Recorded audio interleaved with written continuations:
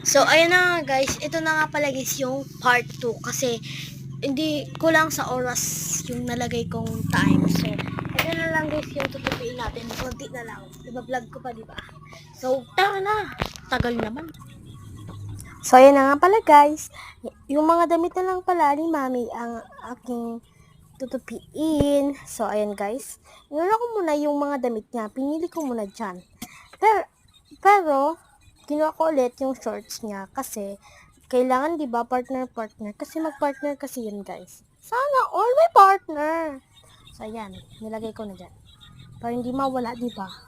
At ayan naman yung isa, meron din yan na partner. Sana all. So ayan. Yan. Yan na pala yung partner niya. Yan. Yung shorts. Nabili lang namin yun sa mall. Pang ano niya ni Mami. Pang tulog. Yan. Yan naman yung pajamas niya. Di ba? Nagpa-pajamas pa siya. Pambata. So, wag yun na lang ano yun yung design. So, ayan guys. Suninod ko naman yung cycling. Cycling ba yun? Pang biker. Yan guys yung girl niya. So, yan. Tapos na nga pala ako guys magtupi. Ay, hindi pa pala. Meron pa akong panyo. So, ayan. Tapos na nga ako guys. So, papakita ko na sa inyo ang final result na aking pagtutupi. Ayan guys.